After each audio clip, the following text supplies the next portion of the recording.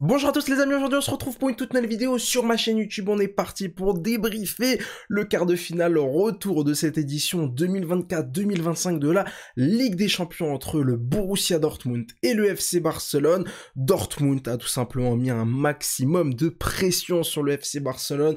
Forcément, je vais pas dire qu'on a eu chaud dans ce match en tant que supporter du Barça.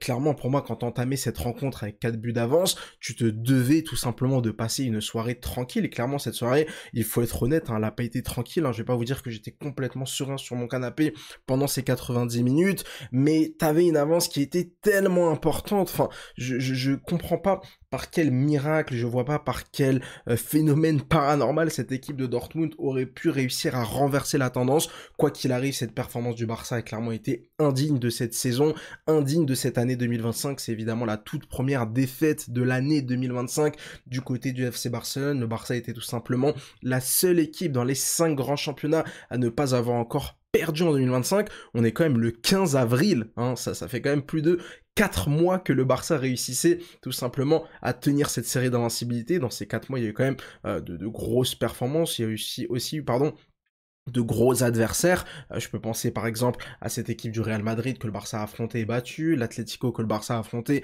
et battu, pas mal de matchs de Liga qui ont été compliqués, des matchs aussi évidemment en Ligue des Champions, Benfica à l'extérieur à 10 contre 11, etc., etc. Maintenant forcément cette série d'invincibilité, moi j'en ai strictement rien à faire. Moi ce qui m'intéresse c'est les titres, moi ce qui m'intéresse c'est les trophées que tu soulèves à la fin de la saison. Le Barça pouvait très très bien perdre aucun match jusqu'à la fin de cette saison et finalement ne rien remporter, perdre par exemple en Coupe d'Espagne au tir au but, ce qui n'aurait pas compté comme une défaite, mais ça aurait été quand même une défaite, perdre en Ligue des Champions en quart de finale ou en demi-finale au tir au but, ça aurait pas compté comme une défaite, mais tu te fais quand même éliminer. Bref, le FC Barcelone est malheureusement plus invaincu, mais comme je vous l'ai dit personnellement, ça ne m'intéresse absolument pas. Rentrons tout simplement dans le vif du sujet, parlons de cette défaite 3 buts à 1. Le Barça, comme je vous l'ai dit, avait 4 buts d'avance au départ de cette rencontre. Hansi Flick a tout simplement pris au sérieux cette rencontre. Moi, c'est vrai que, comme beaucoup d'observateurs, comme beaucoup de tweetos, comme beaucoup de fans du Barça, on voulait évidemment un peu de turnover. On l'a vu ce week-end face à Leganés. Ça a été très très compliqué physiquement, t'as perdu Baldé, qui clairement t'a manqué aujourd'hui face à Dortmund. On s'attendait à un peu de turnover, finalement ça restait une équipe très compétitive avec les 3 de devant, Lewandowski, Rafinha et Yamal qui ont bien été titularisés. Défensivement t'as un peu tourné avec la présence d'Araujo. Au milieu de terrain, Pedri, ton petit crack espagnol, n'a pas été mis dans les 11 de départ tout simplement, et c'est vrai que le début de match a été quand même très très très inquiétant du côté du FC Barcelone. Un début de match raté, une première mi-temps compliquée où il aura fallu attendre la 25e, la 30e minute de jeu à peu près pour enfin mettre le pied sur le ballon, pour enfin réussir à réduire le rythme de cette équipe de Dortmund qui évidemment n'avait strictement rien à perdre. T'as perdu 4-0 à l'extérieur, tu peux tout simplement soit rentrer dans l'histoire, soit finalement faire un match banal que tout le monde aura oublié demain matin. Donc clairement cette équipe de Dortmund n'avait strictement rien à perdre. Ils ont joué évidemment leur jeu, ils ont mis beaucoup de pression, ils ont mis beaucoup d'intensité dans ce début de match. Le penalty concédé par Szczesny est complètement stupide, je comprends toujours pas pourquoi est-ce que le gardien polonais est sorti de cette façon. L'attaquant de Dortmund allait être dos au but, était orienté vers la ligne des 6 mètres, vers le poteau de corner.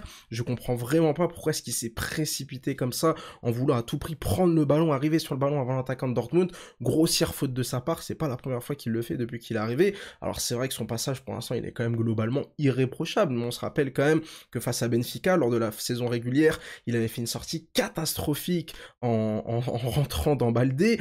Face au Real Madrid, il avait pris un carton rouge en Super Coupe d'Espagne qui aurait pu changer beaucoup de choses dans ce match-là. Heureusement que là aussi, on avait quand même un gros avantage, on menait de mémoire 5 buts à 1, mais voilà, vraiment Szczesny, il a du mal, toujours dans ces sorties, c'est quand même assez kamikaze à chaque fois, extrêmement inquiétant. Derrière, voilà, Dortmund va réussir en début de deuxième, et là, je peux vous dire que, franchement, en première mi-temps, voilà, je me dis 1-0, il n'y a pas trop de soucis.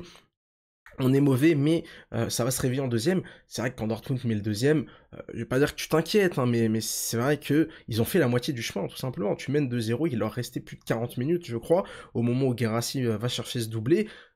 T'es quand même dans une situation et dans une posture quand même assez compliqué. Moi, les joueurs que j'ai envie surtout de pointer du doigt du côté du FC Barcelone ce soir, il y en a pas mal. Déjà, Chesney, avec cette sortie complètement ratée sur le premier but qui, pour moi, va un peu conditionner l'ambiance, va un peu conditionner le match, parce que, clairement, si Dortmund marque le premier but à la 50e, c'est pas pareil que s'ils le mettent à la 10e. Là, en marquant tout de suite, en marquant dès le début de match avec ce penalty, clairement, ça donne beaucoup d'espoir à cette équipe de Dortmund. Et donc, forcément, pour moi, Chesney a été quand même l'un des grands responsables de ce match compliqué avec ce penalty concédé dans les premières minutes du match. Mais il y a d'autres joueurs qui ont été extrêmement inquiétents. Araujo, catastrophique. Je suis désolé, Araujo, il a dit qu'il a jamais joué de demi-finale de Ligue des Champions avec le Barça.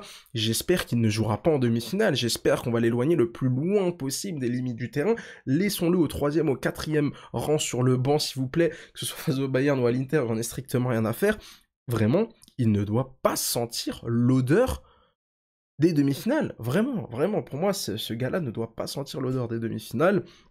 Donc vraiment, Araujo qui, voilà, sur le 3e but de Dortmund, il peut pas faire pire, en fait. Il peut pas faire pire. Maintenant, il y a aussi d'autres joueurs qui on n'est pas forcément habitué à les voir à ce niveau-là. Je pense à Yamal, par exemple, le nombre d'erreurs techniques, le nombre de passes où clairement ça manque de qualité, ça manque de précision, des contrôles ratés. Vraiment, un petit Lamine Yamal, pour moi, l'un de ses plus mauvais matchs cette saison.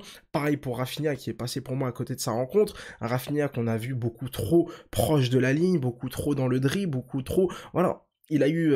trop d'opportunités, où il avait besoin de dribbler, où il avait besoin de faire des différences balle au pied, et forcément, si il a eu autant besoin de faire des courses balle au pied, c'est aussi parce que Baldé n'est pas là pour lui proposer des solutions, parce que Baldé n'est pas là pour lui proposer de la largeur, parce que Gérard Martin, ce mec-là, enfin, heureusement qu'il n'est pas formé à la Masia, ne dites pas que Gérard Martin est formé à la Masia, non, ce gars-là n'est pas formé à la Masia, ce gars-là est arrivé de Cornelia et a joué sa première saison avec le FC Barcelone la saison dernière en 3e division avec l'équipe B.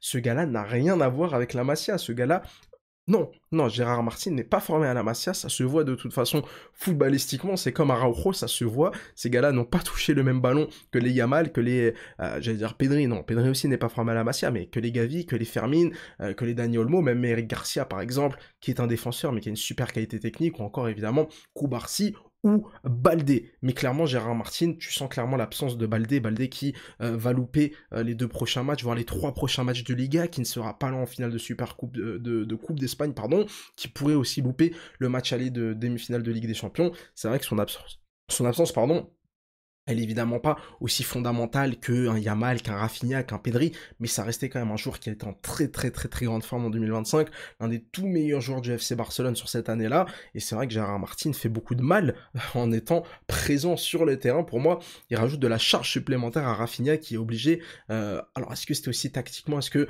Flick a beaucoup demandé à Rafinha de plutôt coller la ligne plutôt qu'aller chercher du jeu à l'intérieur? Je sais pas vraiment, mais vraiment pour moi, Rafinha, il sera passé à côté de son match. Fermin aussi, il y a 2-1 pour Dortmund, l'occasion qui rate, c'est un scandale absolu, à un moment donné, Fermin, je l'aime bien, on l'a vu aussi face à la Ganes le week-end dernier, où il rate une super action, où il va aller dribbler 2-3 joueurs dans la surface, ça aurait pu être le but de l'année, mais à un moment donné, Fermin, il va falloir trouver de la régularité, il va falloir trouver de la précision, il va falloir trouver de la fiabilité devant le but. Tu peux pas à chaque fois te procurer des occasions aussi importantes en étant à 15-20 mètres des buts complètement seul, et tu vas aller mettre le ballon 5 mètres à côté ou 10 mètres au-dessus. C'est un scandale aussi, et heureusement pour le FC Barcelone que cet énorme raté de Fermin n'aura pas coûté très cher, mais clairement pour moi, Fermin, faut évidemment en parler avec tous ces ratés. Bref, le FC Barcelone a clairement fait un match mauvais pour moi, évidemment le plus mauvais de 2025. Alors est-ce que c'est le plus mauvais de la saison? J'en sais rien, on va pas rentrer dans les détails, on s'en fiche un peu. Maintenant, il n'y a rien d'alarmant, moi je trouve que c'est vraiment une bonne piqûre de rappel pour le FC Barcelone. Cette équipe n'est pas intouchable, cette équipe n'est pas invincible, cette équipe a des défauts, et maintenant il va falloir évidemment se réveiller pour le sprint final, parce que c'est maintenant que ça commence. C'est bien d'arriver en demi-finale de Ligue des Champions, c'est bien d'être leader du championnat avec 4 points d'avance, c'est bien d'être qualifié en Coupe d'Espagne pour la finale, mais tu peux encore tout perdre. Alors évidemment, tu peux encore tout gagner, mais justement, ce genre de match très compliqué face à cette équipe de Dortmund notamment, te permet tout simplement un peu de te réveiller pour tout simplement entamer cette dernière ligne droite de la meilleure des manières, le FC Barcelone. Voilà, il reste 1 mois et demi de compétition. faut y aller. Là, faut y aller. Je suis désolé. Tu peux faire un triplé, tu peux faire une performance absolument historique, aller chercher une 6ème Ligue des Champions, remporter la Liga, remporter la Coupe d'Espagne en battant encore une fois le Real Madrid. Ça serait absolument extraordinaire. Voilà, faut y aller. Moi, je reste évidemment complètement optimiste. Évidemment que la performance collective et individuelle de cette équipe n'a clairement pas été suffisante, mais tu t'es qualifié en demi-finale de Ligue des Champions, la première depuis 2019. Ça faisait 6 ans qu'on attendait ça. L'année dernière, je vous rappelle quand même le match retour face au Paris Saint-Germain, on était absolument dégoûté de perdre avec ce rouge d'Araujo qui nous avait complètement tués. Là, clairement, on est en place. Là, clairement, on peut encore tout remporter. Et forcément, cette fin de saison, elle peut être complètement historique. Alors évidemment, elle pourrait être ultra décevante si on réussit à remporter aucun titre. Assez décevante si finalement tu remportes que la Coupe d'Espagne ou que la Liga. Mais quoi qu'il arrive, elle peut être tout simplement fantastique. Et moi, j'ai envie de rester optimiste parce que je suis convaincu, le FC Barcelone cette saison est la meilleure équipe d'Europe et la meilleure équipe du monde. Le FC Barcelone a son destin entre ses mains dans toutes les compétitions. Tu vas arriver quand même avec un vrai avantage psychologique en finale de Coupe d'Espagne face au Real Madrid qui pourra potentiellement se faire éliminer demain face à Arsenal en Ligue des Champions. Et surtout cette équipe madrilène que tu as battue 5-2 en Super Coupe d'Espagne, 4-0 en Ligue 1 en début de saison. Donc tu vas arriver favori en Coupe d'Espagne. Tu as quand même 4 points d'avance en Liga avec un Classico à domicile à jouer. Donc là aussi, tu as tes cartes entre tes mains, tu as ton destin entre tes pieds. Et puis évidemment, en demi-finale de Ligue des Champions, tu pourrais par exemple retrouver les Bayern que tu as déjà battu 4-1 en demi-finale que tu as battu 4-1 pardon, en saison régulière un peu plus tôt dans la saison, ou encore l'Inter, et je pense que le FC Barcelone, quoi qu'il arrive, soit l'Inter ou le Bayern, le Barça arrivera en tant que favori en demi-finale. Donc voilà, il y a quand même pas mal de choses encore à faire sur cette fin de saison. Évidemment, la performance, elle a été clairement insuffisante. Évidemment que ça a été décevant, mais le plus important, c'est de ne pas avoir encore subi une remontada absolument humiliante. Hein. Vous imaginez si le Barça s'était fait remonter par Dortmund comme ça en quart de finale de Ligue des Champions, alors que tu avais quand même gagné 4-0 à domicile, mais voilà, je suis quand même plutôt confiant pour cette fin de saison. Je pense que le Barça peut encore faire de très belles choses. Maintenant voilà, c'est bien aussi d'avoir une petite piqûre de rappel, c'est bien aussi de comprendre que t'es pas intouchable, que t'es pas invincible, et je suis convaincu qu'Hansi Flick va réussir à faire les petits ajustements.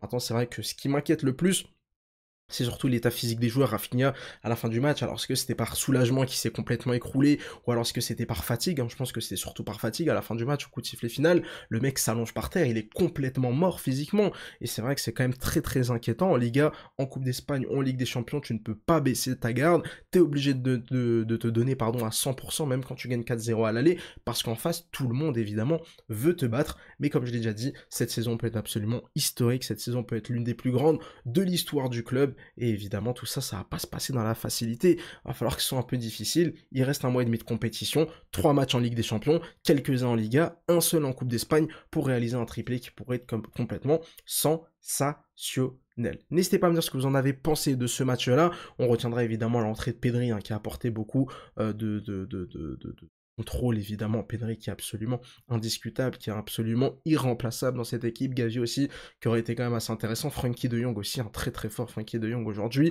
Koundé qui, encore une fois, court le hors-jeu sur le penalty concédé. Je pense que Koundé peut encore faire largement mieux. Koubarsi quand même très intéressant. Mais voilà, malheureusement, trop de joueurs en dessous pour réussir à ne pas perdre. Le plus important, c'est évidemment la qualification. Il va falloir tout de suite se replonger sur le championnat avec ce prochain match. Alors je sais plus si c'est Mallorca ou le Celta Vigo ce week-end, faudra que j'aille vérifier, mais quoi qu'il arrive, le Barça va enchaîner à domicile avec 2 matchs consécutifs de Liga à domicile, et puis surtout, une demi-finale de Ligue des Champions qui arrivera au début du mois de mai. Les amis, cette vidéo vous a plu, n'hésitez pas à mettre un petit like et à vous abonner pour pas louper les prochaines, n'hésitez pas à me suivre sur Twitter pour tranquillement parler football, et puis j'ai tout simplement envie de vous dire à la prochaine. Allez, ciao les amis.